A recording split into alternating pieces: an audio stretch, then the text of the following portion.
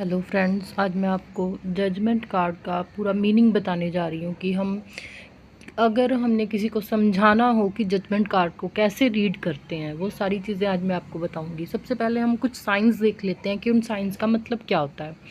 जैसे कि विंग्स, ये जो विंग्स हैं, इन विंग्स का मतलब होता है, ये जो दो विंग्स हैं, इन विंग्स का मतलब होता है वाइस सर्विस, मतलब कि बहुत अच्छी काम सर्विस देना, बहुत अच्छी सर्विस देना। और जो पीछे वाइट कलर है, वो वाइट कलर का मतलब क्या है? पीस। वाइट कलर शांति, वाइट कलर का ऑलवेज मतलब ही पीस होता है। और उसके बाद प्लस साइन, ये जो प्लस साइन बना हुआ है, प्लस साइन का मतलब है प्रोटेक्शन। ओके।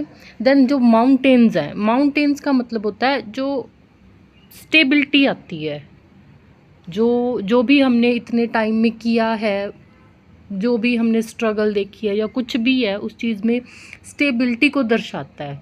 माउंटेन्स जो ऑलवेज स्टेबल रहते हैं, मूव नहीं करते हैं।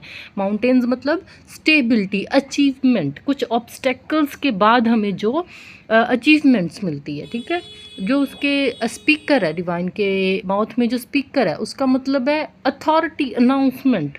किसी चीज़ की अथॉरिटी मिल जाना कि आप इस चीज़ को अनाउंस कीजिए, ये चीज़ ऐसे है, ऐसे होनी थी, ऐसे होनी है, राइट। स्पीकर जो उन्होंने माउथ में पकड़ा हुआ है, उसका मतलब क्या हुआ? अनाउंसमेंट, अथॉरिटी ऑफ अनाउंसमेंट, मतलब किसी चीज़ को अनाउंस करने की अथॉरिटी मिल जाना। जो नीचे हैंड्स हैं, जो ये लोग खड़े हैं, बच्चा खड़ा है, इनके जो हैंड्स हैं वो क्या दिखा रहे हैं?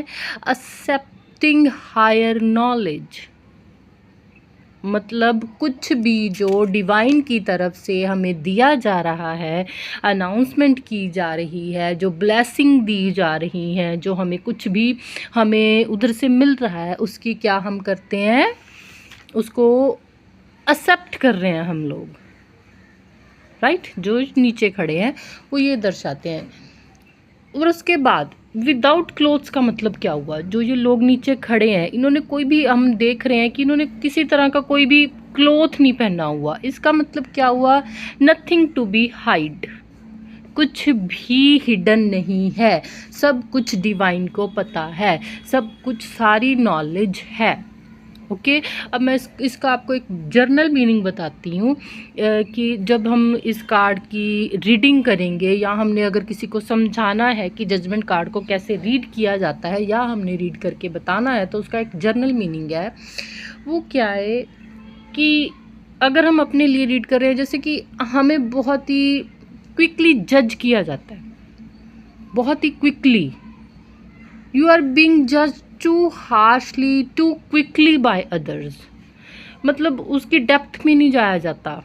आपकी डेप्थ को नहीं देखा जाता कि आप ये क्यों कर रहे हो, किस लिए कर रहे हो, किस कारण से कर रहे हो, इसके पीछे कारण क्या है, रीज़न क्या है, कोई भी बात करने का, कहने का, ये चीज़ नहीं देखी जाती। बहुत अर्ली जज कर लिया जाता है कि ये पर्सन ऐसा है, ये पर्सन अच्छा है, या ये पर्सन बुरा है। ठीक है। It also indicates you are judging people harshly or making snap judgments. Okay. आगे अगर हम इसको पार्ट्स में अगर हम इसको देखें, जैसे कि लव लाइफ, करियर लाइफ और फाइनेंसेस में अगर हम इसको देखें, अपराइट मीनिंग जो होता है इसका, मतलब अगर ये कार्ड सीधा आता है तो उसका मीनिंग क्या होता है? आपकी जो लव लाइफ है उसमें एडजस्टमेंट्स आप करोगे, आपको करनी पड़ेंगी, आप कर रहे हो। ठीक है। You and your partner may be judging each other too harshly. Okay. हम इसको समझा रहे हैं दूसरे पर्सन को कि आप अपने रिलेशन को और अपने पार्टनर के साथ जो रिलेशन है आपका, आप बहुत जल्दी उसको जज कर रहे हो, या आपको कोई बहुत जल्दी जज कर रहा है। ठीक है। आपके रिलेशन में आप कोई छोटी सी बात हुई है, आपने बहुत जल्दी डिसीज़न ले लिया, कोई गलती आपके पार्टनर से हो गई है या कोई गलती आपसे हुई है, आपने बहुत जल्दी डिसीज़न ले लिया सेपरेशन का, बिना कुछ सोचे समझे। ठीक है। ये एक लव लाइफ की रीडिंग आएगी कि इस चीज़ से बचना है। ये चीज़ हमने नहीं। Be aware of throwing blames, accusation each other. जब हमारी कोई बहस हो रही है, कोई ब्लेमिंग हो रही है एक दूसरे के ऊपर, मतलब कि हम झगड़ा कर रहे हैं, तो ऐसा ब्लेम मत करो जिससे हमारे रिश्ते को कोई आंच आए, कोई रिश्ता किसी कॉर्नर पे आके खड़ा हो जाए। ठीक है, जजमेंट कार्ड का वो मतलब होता है कि लव लाइफ में क्या होता है, अगर जजमेंट कार्ड आता है तो कि हम एक दूसरे को बेमतलब का ब्लेम करते हैं। ऐसे वर्ड्स हमारे मुंह से निकलते हैं जो कि एक रिलेशन को ख़त्म तक कर सकते हैं। एक ऐसे मुंह से शब्द निकलते हैं, एक ऐसी जजमेंट सामने आ जाती है, हार्श जजमेंट सामने आ जाती है जो कि एक डिस्टेंस को लॉन्ग डिस्टेंस में बना देते हैं। ठीक है, अगर हम इसको मनी से रिलेट करें, it indicates that you are being assessed और इवेल्युएटेड। मतलब कि है क्या, मनी और करियर, आप कहीं पे जॉब कर रहे हो, काम कर रहे हो, मतलब आपको सेम कि आपके काम को बहुत जल्दी जज किया जा रहा है, देखा नहीं जा रहा, समझा नहीं जा रहा, आपके उस वर्क के पीछे की मेहनत को नहीं देखा जा रहा, आपने कितनी मेहनत की है अभी तक, आप कितनी मेहनत कर रहे हो, उस चीज़ को नहीं देखा जा रहा, बहुत ही जल्दी आपको जज किया जा रहा है। You are being watched.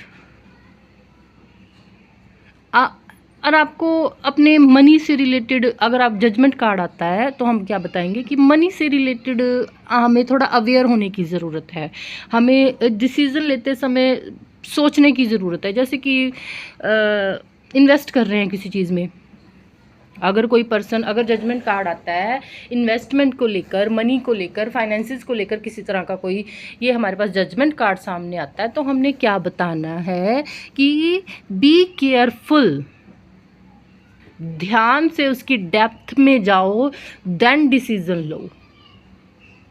एकदम से डिसीज़न नहीं लेना है, बी केयरफुल। हमें अगर कोई इन्वेस्टमेंट कहीं पे भी करनी है, शेयर मार्केट में करनी है, कोई हमने कोई हाउस ख़रीदना है, कोई प्रॉपर्टी ख़रीदनी है, कोई किसी चीज़ में हमने इन्वेस्टमेंट करके आनी है, ठीक है ना, उस डिसीज़न इमीडिएट नहीं लेना, बहुत ही ज़्यादा सोच समझ के डिसीज़न लेना है। ठीक है, ये सारे अपराइट्स मीनिंग बता रही हूँ मैं आपको इसके। अगर हमारे पास सीधा कार्ड आता है तो हमने कैसे समझाना है, जैसे एक ब्रीफ में बताती हूँ मैं आपको। लव लाइफ आती है तो मेकिंग एडजस्टमेंट्स इन रिलेशनशिप, हमें एडजस्टमेंट करनी पड़ेगी, हमने वोकल होने से थोड़ा डरना है, मतलब कि सामने ही ऐसे ही कुछ भी नहीं कह देना अपने जो पर्सन है उसको। ठीक है, और करियर में आता है accountability at work, finding career purpose, हमने करियर का हमारा पर्पस ढूंढना है अगर जजमेंट कार्ड हमारे पास आता है। ठीक है, अगर फाइनेंसिस के लिए आता है तो हमने हमारी थोड़ी हैबिट्स को कंट्रोल करना है, जैसे कि इमीडिएट हमने डिसीज़न नहीं लेना फाइनेंसेस से रिलेटेड। जैसे कि हमने कोई भी चीज़ खरीदने जा रहे हैं, कुछ भी करने जा रहे हैं, तो हम इमीडिएट डिसीज़न नहीं लेंगे। इसके रिवर्स मीनिंग क्या आते हैं लव लाइफ में? रिवर्स मीनिंग, जैसे कि हमारा कार्ड उल्टा आता है तो रीडिंग करते हुए तो हमने क्या करना है, लव लाइफ में अगर आता है रिवर्स कार्ड तो ऐसे होता है कि blaming your partner, denial about love life की कुछ चीज़ें गलत चल रही हैं, कुछ चीज़ें हमारी लव लाइफ में गलत चल रही हैं, उन चीज़ों को सही करने की ज़रूरत है। करियर में क्या आता है, सेल्फ डाउट एट वर्क, डर रहता है फेलियर का, टू टेक रिस्पॉन्सिबिलिटी का।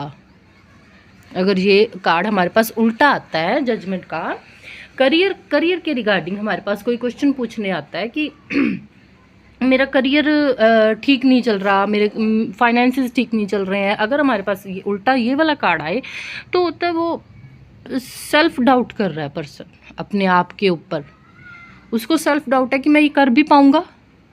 अगर उसने कोई नया काम शुरू किया है तो उसको अपने आप के ऊपर ही डाउट है कि मैं ये कर पाऊँगा। उसकी ये चीज़ को क्लियर करना है हमने कि वो इन चीज़ों से पहले निकले, देन उसके लिए सक्सेस तो है ही है। आप सबको पता है सक्सेस तो जब हम मेहनत करते हैं, कंटिन्यूस मेहनत करते हैं तो सक्सेस तो आएगी ही आएगी। ठीक है ना। उस पर्सन को हमने ये चीज़ समझानी है कि जो तुझे अपने आप के ऊपर डाउट है, फेलियर का डाउट है कि मुझसे ये होगा या नहीं होगा, इन चीज़ों से बाहर निकलो। फाइनेंसेस में भी यही है कि अगर फेलियर हुआ है तो उससे लर्न करो। अगर पहले किसी चीज़ में कुछ इन्वेस्ट कर चुके हो, कुछ ऐसा पास्ट में हो चुका है, तो उस चीज़ों से लर्न करो। डिसीज़न मेकिंग अपनी पावर को ना, जो इमीडिएट डिसीज़न लेते हो उससे बचो, थोड़ा सा चीज़ों को ध्यान दो। ठीक है गाइज, ये जजमेंट, ओवरऑल जजमेंट कार्ड का मीनिंग यही होता है कि अवेकनिंग करना, अपनी सेल्फ रिफ्लेक्शन करना, अपने आप को अवेक करना कि हर वक्त जो डर लगा रहता है कुछ करते हुए, उन चीज़ों से अपने आप को बाहर निकालना।